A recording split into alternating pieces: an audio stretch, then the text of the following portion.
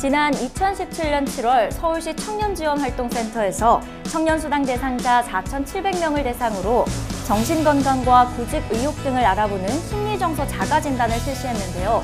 진단 결과 응답자 중 15.4%가 정서적, 또 잠재적 고위험군으로 집계됐다고 합니다. 여기서 정서적 고위험군이란 정신증을 앓거나 잠재적인 자살 위험을 가진 대상을 가리키는 용어인데요. 이런 조사는 취업 연령이면서도 취업을 통해 빈곤 상태를 해결하지 못하는 이 시대 청년들의 현실을 반영한 결과가 아닐까 싶습니다. 정서적으로 다소 취약한 청년들도 취업과 사회활동을 통해 긍정적인 자아를 키워가면서 건강한 삶을 사는 반면에 신체적으로나 정신적으로 건강했던 청년들도 장기적 미취업을 겪으면서 정서적 취약계층으로 바뀔 가능성이 커진다고 합니다. 나는 괜찮아, 나는 심각한 정도는 아니야 라고 생각하기 전에 나를 한번 돌아보고 또 다독이는 시간을 가져보셨으면 좋겠습니다. 오늘 청산뉴스를 찾아주신 강연자와 함께 말이죠. 오늘의 강연자 차연희 선생님을 큰 박수로 맞이해주세요. 네, 선생님 안녕하세요. 안녕하세요. 오늘 어떤 강연 준비하셨나요? 오늘 제가 여러분들하고 같이 얘기하고 싶은 거는 우리가 멈추고 인생에서 한 번쯤은 내 자신을 되돌아봤으면 해요. 일부에서는 내 자신을 다시 한번 생각해보자 라는 주제로 말을 할 거고요. 2부에서는 행복이란 무엇이고 진정한 행복을 위해서 우리가 어떤 노력들이 필요한지를 같이 한번 생각해보는 시간을 가졌으면 합니다. 오늘 나를 알고 또 행복으로 가는 길까지 배워볼 수 있을 것 같은데요. 오늘 강연 잘 부탁드립니다. 생각이 흐릅니다. 청산뉴스 차연희 선생님의 강연을 큰 박수로 청해보겠습니다.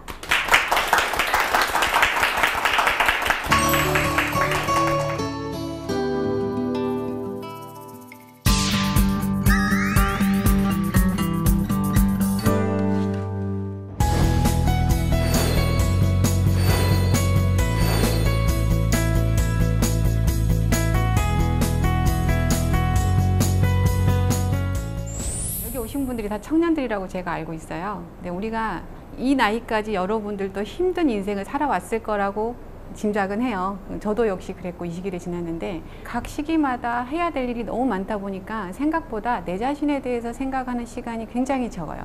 그래서 이번 시간에는 내 자신에 대해서 다시 한번 멈추고 생각을 해보는 시간을 같이 가졌으면 합니다. 아주 유명하신 분이죠. 공자님은 자신의 인생 경험을 토대로 이렇게 얘기를 했어요. 내 나이 30에 이립이 되었다라는 거죠. 이립이라는 건 뭐냐면은 뜻을 세웠다라는 거예요. 뜻을 세웠다고 해서 저는 어렸을 때 이걸 어떻게 생각을 했냐면 공자님 정도 되니까 공자님은 뜻을 세우고 이 큰 뜻을 전 세계에 전파를 하신 분이잖아요.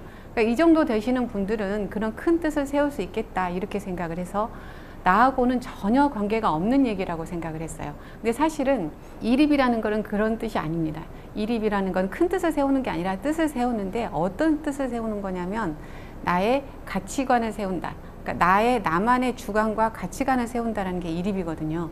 나이의 30에 나의 주관이 서야 되고 가치관이 바로 서야지 이 나의 주관과 가치관을 가지고 세상을 향해서 우리가 매진을 하고 열심히 살 수가 있어요. 그래야지 40이 됐을 때 불혹의 나이가 되는 거죠. 불혹이라는 건 여러분들이 아는 것처럼 유혹에 흔들리지 않는다는 뜻이죠. 근데 실상은 그렇지가 않아요. 제가 이제 상담을 하는 일을 하다 보니까 40이 되건 50이 되건 바람만 훅 불면 날아갈 수 있는 그런 정도의 내가 정신 상태라면은 내가 이전에 나의 주관이나 가치관을 잘못 세웠을 가능성이 크다는 거죠. 동서양을 막론하고 우리가 좋은 얘기는 거의 비슷하잖아요. 에릭 에리슨이라는 분이 있는데 이분은 미국의 정신분석가이신데 이분은 사람이 태어나서 죽을 때까지 8단계로 나눴어요. 연령대별로 보면은 태어나서 1살 때까지가 1단계, 2단계는 1살부터 3살, 3단계는 3살부터 5살까지예요. 4단계는 이제 학령기죠. 우리나라로 보면 초등학교 시기. 5단계가 청소년기입니다. 6단계가 청년기라고 해서 20대, 30대를 6단계로 분류를 했어요. 그 다음에 7단계는 중년기, 8단계는 노년기 이렇게 분류를 했어요. 이분은 사람이 태어나서 죽을 때까지 쭉 이런 발달 단계를 밟는다고 했는데 각 단계마다 과제가 있어요. 숙제가 있어요. 그래서 이 숙제를 잘 수행을 하느냐 못하느냐에 따라서 사람의 성숙도가 결정이 되고 수행해야 될 과제들을 충실히 수행하면서 사람이 발달을 하고 발전을 한다고 봤죠. 제가 오늘 얘기를 하고 싶은 거는 이 5단계, 6단계 주제예요. 5단계는 청소년기죠. 청소년기는 이제 중학생, 고등학생, 여러분들의 중딩, 고딩 시절을 생각하시면 돼요. 이 시기에 가장 중요한 건 정체성의 확립이에요. 아이덴티티라고 지금 적어져 있는데 학교에서도 배웠죠. 뭐 2차 성징이 일어나고 육체적으로 우리가 신체적으로 발달을 하고 성적인 호기심이 생기고 성의 분화가 생기고 뭐 여러 가지 몸적으로도 변화가 있지만 제일 중요한 변화는 사실은 정체성을 확립하는 시기예요. 이 시기를 질풍노도의 시기라고 불러요. 왜냐하면 내가 정체성을 확립하기 위해서 여러 가지 변화를 겪고 주변하고도 싸워야 되는 그런 단계거든요. 정체성이란 게 뭐냐는 거죠. 정체성은 내가 누구이고 나는 어떤 사람이고 나는 어디를 향해 가고 있고 앞으로 어떻게 살아나가야 될지, 이게 자아 정체성이에요. 말하자면은 나의 나다움이 자아 정체성이거든요. 이거를 찾아야 되는 시기가 청소년기죠. 초등학교 때까지, 어린 시절부터 초등학교 때까지는 물론 우리가 부모님 말을 안 듣기는 해요. 안 듣고 뭐 장난도 치고 말썽도 부리지만 그래도 부모의 가치관이 옳다고 생각을 하고, 혹은 내 주변 어른들 학교에서 배운 게 옳다고 생각하고 그 방향으로 인생을 생각을 하고 맞다고 생각하고 하는데, 사춘기가 되면서 청소년기가 되면서 좀 달라져요. 어라? 이게 아니네? 뭐야? 우리 엄마가 이렇게 말했는데 아닌 것 같네? 그리고 내 인생인데 엄마가 이래라 저래라 하는 게 몹시 못마땅해지죠. 그럼 어떻게 돼요? 나는 독립을 하고 싶어 해요. 엄마로부터. 근데 엄마는 나를, 혹은 아빠는 나를 통제하고 싶어 하죠. 그렇게 돼서 반항을 하고 부모랑 싸우게 되고, 그러면서 나만의 가치관과 주관을 만들어 나가게 되는 거죠. 그래서 청소년기는 나만의 생각과 이게 부딪히게 되고, 그러면서 점차적으로 나만의 것을 확립을 해나가는 시기인데, 이게 제대로 잘 성립이 되면 내 것이 튼튼해지는 거죠. 나만의 가치관이 튼튼해지면서 나의 나다움을 찾게 되는 건데, 만약 이게 잘 안 되면, 여기에 실패를 하면 어떻게 되냐면 역할에 혼란이 오게 돼요. 롤 컨퓨전이 오게 되죠. 이게 무슨 얘기냐면, 나라는 사람이 있고 내가 여러 가지 맡은 역할들이 있어요. 예를 들면 저는 병원에 가서 가운 입으면 원장이에요. 의사예요.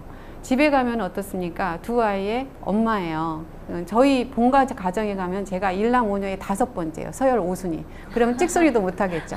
언니들이 한마디 하면 납작 엎드려서, 저는 우리 집에선 제 의견을 1도 얘기를 해본 적이 없어요. 근데 병원에 가면 제가 말 한마디만 하면 저희 직원들이 다 움직이잖아요. 제가 맡은 역할들이, 여기 가면 이 역할, 여기 가면 이 역할이에요. 가운을 입고 있을 때 의사인 거지 벗어 던질 때까지 의사의 역할을 하는 건 아니거든요. 그러면 내가 나에 대한 확고한 내 정체성이 있으면 여러 가지 역할을 수행을 하는 그냥 내가 있을 뿐인데, 만약에 내 정체성이 확고하지 않으면 어떻게 되냐면 내 역할이 곧 내 자신이 돼요. 그러면 내가 병원을 지금 하고 있는데 우리 병원이 잘 안 돼요. 내가 사업적으로 좀 안 되고 있으면은 내 인생의 실패자가 되는 거예요. 그렇진 않죠. 내가 이 역할에서는 좀 못할 수는 있어요. 그러나 나는 차연이고, 집에 가면 또 좋은 엄마일 수도 있잖아요. 때로는 딸들이 속썩일 때가 있어요.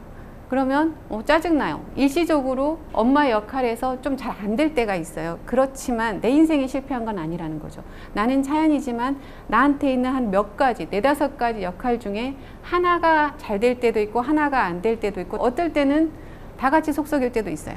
그렇지만 내 자신이 확고하면 괴롭긴 하지만 이게 내 뿌리를 흔들지는 않는다는 거죠. 그러면 이 정체성은 어떻게 해서 확립이 되느냐? 내가 나다움을 찾으려면 어떻게 해야 되느냐? 불행하게도 청소년기에 우리나라의 아이들을 보면은 너무 공부에만 몰입이 돼 있죠. 공부만이 유일하게 얘들한테 주어진 역할이에요. 사실 청소년기는 정체성이 완전히 확립이 된 시기가 아니에요. 확립을 해나가는 시기이기 때문에 다양한 경험을 통해서, 다른 사람들과의 관계를 통해서도 내 자신을 점점 알아나가야 되는데 그럴 기회가 많이 없어요.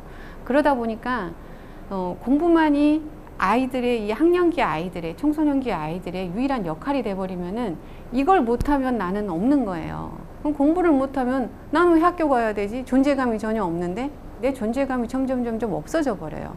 학교에서는 내가 존재감이 없어도 우리 집에 갔더니 우리 엄마가 공부 못해도 나를 너무 예뻐해 줘요. 그러면 마음이 편안해지면서 여기서 또 정체성을 찾아가고, 동네 친구들하고 주변 친구들하고 놀면서 나의 나다움을 점점 찾아가는데 집에 갔더니 엄마도 이제 성적표 집어 던져요. 너는 60점짜리 50점 맞아가지고 이래가지고는 앞으로 인생을 어떻게 살래? 제일 많이 들은 얘기가 이래가지고 세상을 어떻게 살래요? 이래가지고 넌 이래가지고 세상을 못 산다는 거죠. 그렇지 않아요. 제 주변에 그런 말을 무수히 많이 들은 저를 비롯한 대다수의 청소년들이 지금 멀쩡하게 다 살거든요. 세상을. 어른들이 말한 것처럼 세상을 못 사는 애들은 단 한 명도 없는데 뭘 못하면 마치 그것 때문에 세상을 못 살 것처럼 아이들한테 겁을 줘요. 그래서 청소년기의 아이들은 아직 정체성이 확립이 안 돼 있기 때문에 다른 사람 말에 쉽게 상처를 받죠. 그래서 집에서의 이 부모의 역할이 굉장히 소중해요. 여러분들이 나중에 결혼해서 자녀를 갖게 되면 꼭 이 말을 기억을 하셔야 돼요.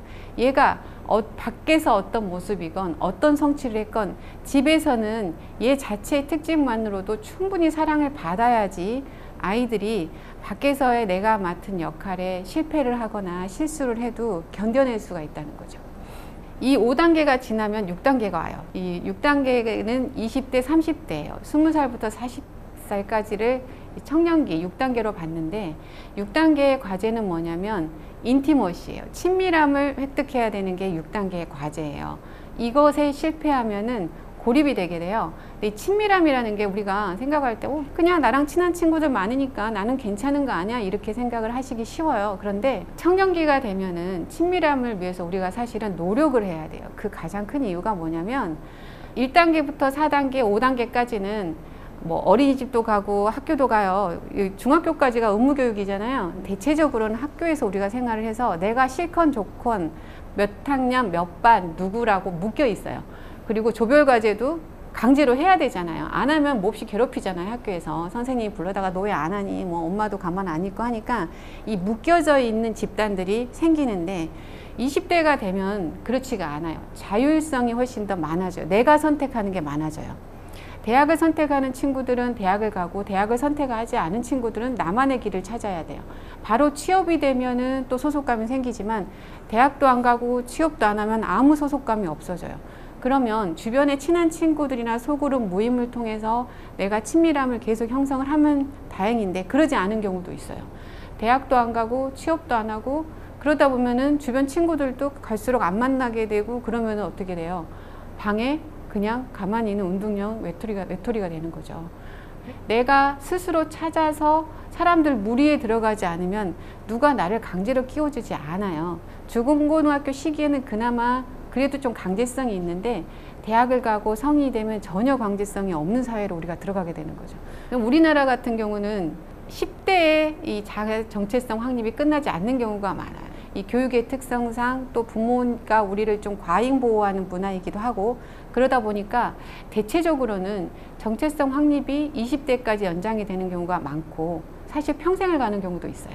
내가 아직 정체성 확립이 안 돼 있다면 5단계, 6단계를 같이 해야 되는 경우가 참 많아요. 여러분들은 지금 과연 몇 단계일까요? 여러분들은 청년일까요? 청소년일까요? 아니면 그 중간 어디인가 있을 수도 있죠. 두 가지 사례를 제가 한번 얘기를 해볼까 해요. 첫 번째 사례는 이 고등학생인데 어머니가 이제 데리고 왔어요. 이 고등학생을. 어머니가 이제 진료실에 애하고 엄마랑 같이 왔는데 엄마는 좀 화가 나 있었어요. 엄마가 애를 저한테 데리고 온 이유는 얘가 이렇게 공부도 안 하고 잠깐 앉아 있으면 산만해진다는 거죠. 성적도 엉망이고 공부도 안 하고 장래에 대해서 꿈도 없고 얘가 분명히 문제가 있으니까 이렇다는 거죠. 그래서 가만 보니까 요즘 집중력이 없는 애들은 병원 가서도 치료를 받던데 얘는 집중력이 없어서 공부를 안 하는 거다. 얘 집중력 검사를 좀 해주세요. 근데 얘는 엄마 말에 이제 뭐 귀등으로도 안 듣고 표정이 이제 이미 썩은 표정이 돼 있었던 거죠. 애 있는 데서 엄마가 애 디스를 너무 하니까 애 보기 너무 미안해서 어머니 나가 계세요. 그래서 얘랑 상담을 했어요. 근데 얘가 너무 근사하고 멋진 거예요. 얘가 엄마가 말한 거하고 완전 달라요. 얘는 어렸을 때부터 그 꿈이 많은 애였어요. 그런데 이것저것 하다 보니 자기한테 재능을 얘가 스스로 발견을 해낸 거죠.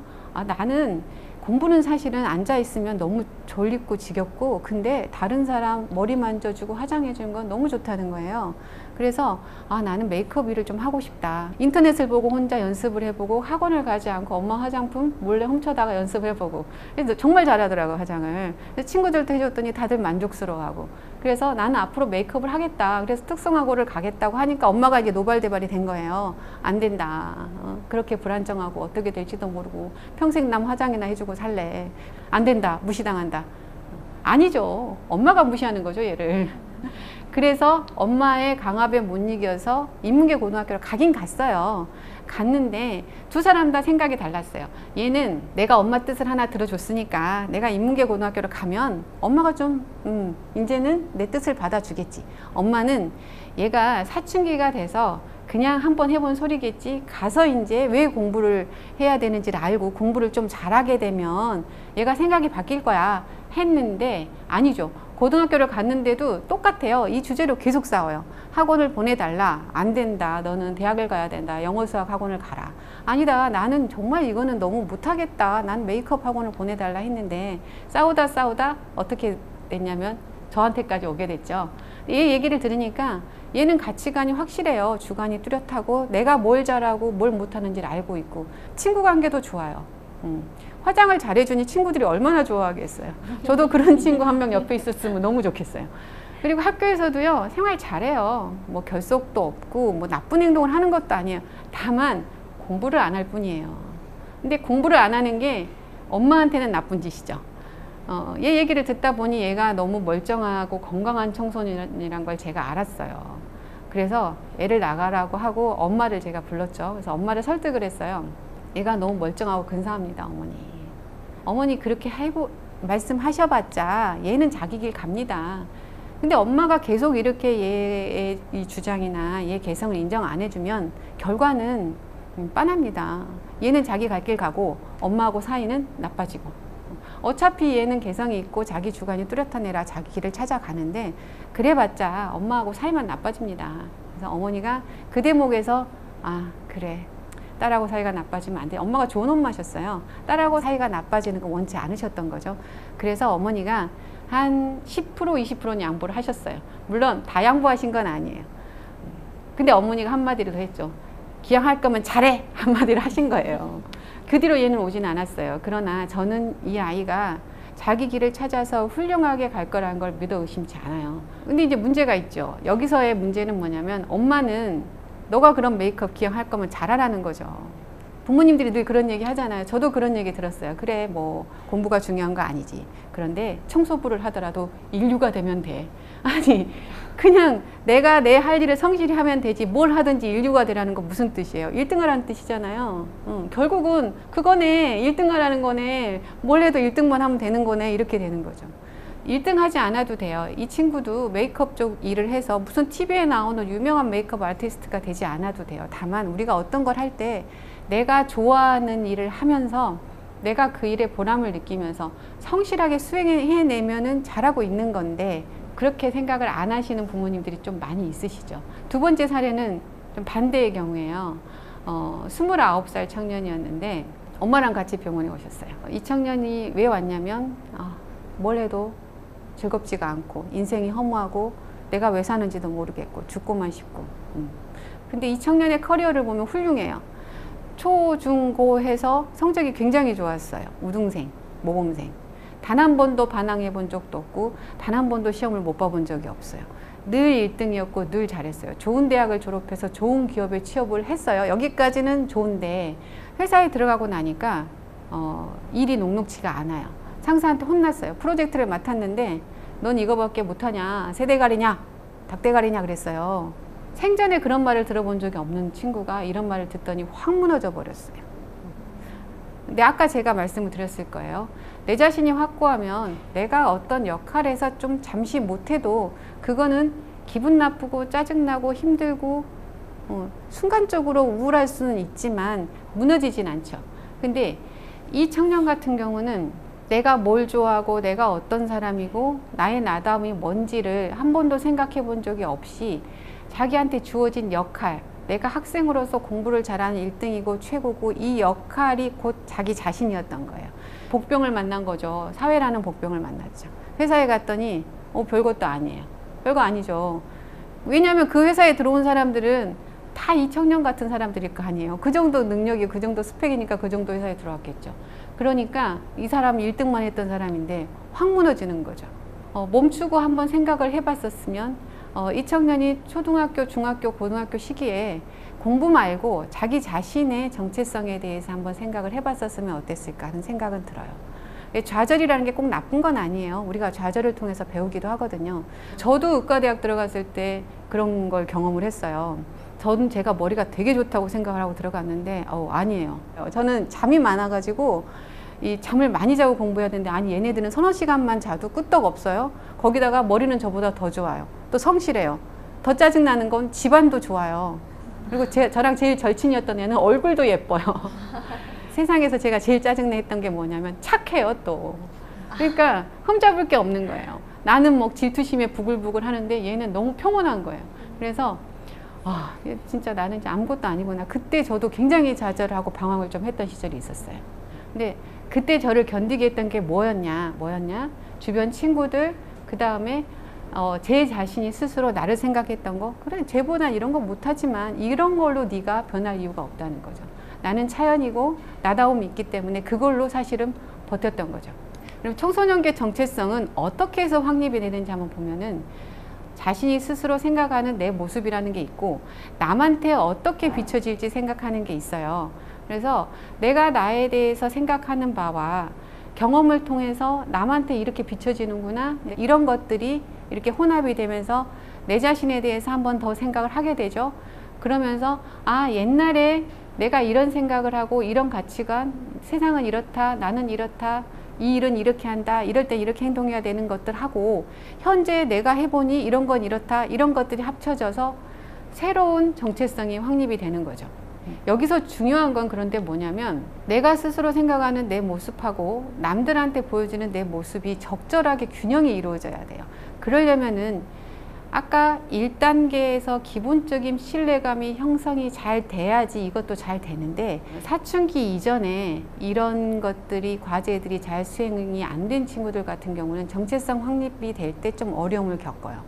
예를 들면은 남들이 나를 어떻게 보는지에만 집중하는 친구들이 있어요. 그러면 내가 없어요. 내가 나를 어떻게 생각하고 내 기분이 어떻고 내 생각이 어떻고가 없이 남들이 나를 어떻게 보는지만 막 몰입이 되면은 눈치만 봐요. 늘 불안해요. 그러니까 저 사람이 나를 안 좋게 보는 것 같으면 내가 안 좋은 사람이 되는 것 같고 저 사람이 나를 좋아하고 나를 괜찮게 보는 것 같으면은 기분이 괜찮고 그러면 계속 눈치만 보게 되는 거죠. 상대방이 나를 어떻게 생각하는지. 그런 친구들이 있어요. 그러면 항상 불안해요. 그리고 말도 한마디 못하고 숨도 크게 못 쉬어요. 그리고 상대방이 표정만 조금 변해도 나 때문인가? 상사가 얼굴만 좀 안 좋아도 내가 실수해서인가? 잣대가 항상 상대방한테 있는 거죠.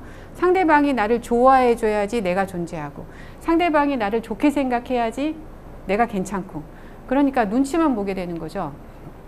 배려를 하는 것과 눈치를 보는 건 상당히 차이가 있어요. 배려는 뭡니까? 내가 이렇게 행동하면 저 사람이 불편할 거야. 저 사람이 좀 불편해하는 것 같아. 상대방을 위해서 내가 좀 참고 상대방을 위해서 내가 좀 조심하고 지하철을 탈 때는 몸을 좀 조신하게 앉아 있어야지 옆 사람이 안 불편할 거야. 다리를 쩍 벌리고 앉으면 불편하겠지. 다리를 오므리고 앉는다든지 이런 거죠.